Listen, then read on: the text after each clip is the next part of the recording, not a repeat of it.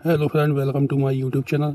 आज मैं आपको बताने वाला हूँ होलिका दहन क्यों किया जाता है। इस पौराणिक कथा के पीछे छिपी है होलिका की कहानी। जानिए क्यों किया जाता है होलिका दहन। वीडियो को जानने के लिए वीडियो के अंत तक बनी रही। प्रतिवर्ष होलिका का त्यौहार मनाया जाता है। होलिका दहन से लगभग सभी लोग वाकिफ हैं, लेकिन रंग क्यों खेला जाता है यह कम लोग ही जानते हैं।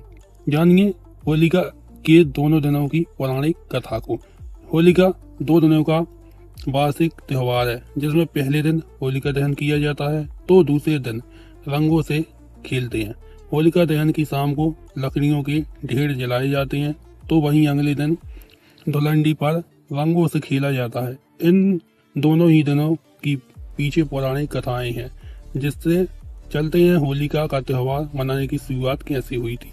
होलिका हर साल फागुन मास के कृष्ण पक्ष की प्रतिपदा तिथि को मनाई जाती है और इस वर्ष होलिका त्योहार 2 और 3 मार्च को मनाया जाएगा, जिसमें पहले दिन होलिका दहन होगा और दूसरे दिन होली खेली जाएगी। पौराणिक कथा के अनुसार हिरण्यकश्यप का नाम एक राजा था, जिसका पुत्र था प्रहलाद। हिरण्यकश्यप घोर विष्णु विरोधी था, तो वहीं उसका बेटा प्रहलाद विष्णु भक्त था और इस चलते अपने पिता की आंखों को जरा भी नहीं सुहाता था।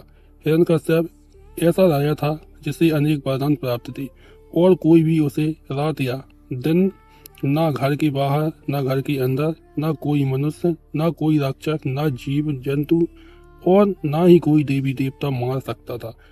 ऐसी चलती वह अहंकारक हो गया। प्रहलाद के विष्णु भक्त होने के चलते हिरण्यकश्यप ने अत्यधिक प्रयास किया कि वह प्रहलाद की जान ले ले। हालांकि भगवान विष्णु हर बार ही प्रहलाद की जान बचा लेते थे। एक बार हिरण्यकश्यप ने अपने पुत्र प्रहलाद की जान लेने के लिए अपनी बहन होलिका को बुलाया।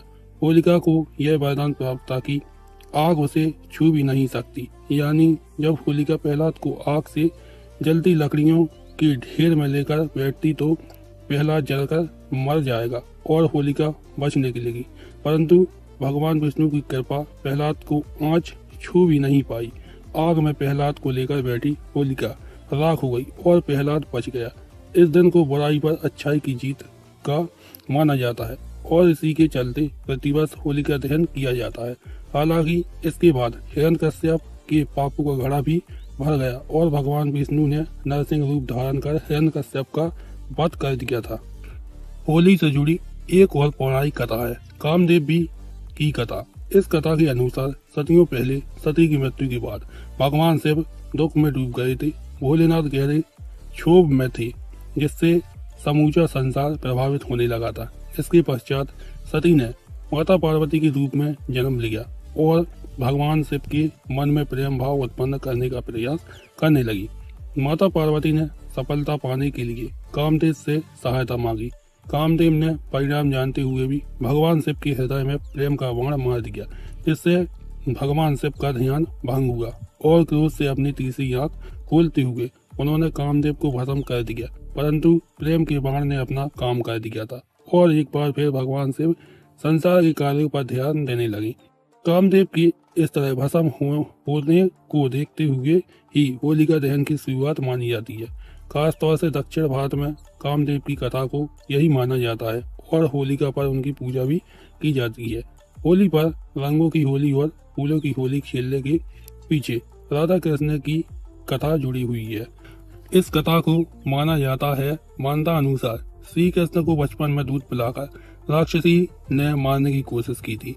श्री कृष्ण की जान तो बच गई थी, लेकिन उनके शरीर पर इस चलते नीला पड़ गया था। राधा रानी बचपन से ही गोरी थी और इसके चलते श्री कृष्ण को चिढ़ाया करती थी। इसलिए राधा रानी को अपनी तरह रंगने के लिए श्री कृष्ण ने उन्हें तरह तरह के रंगों में रंग दिया।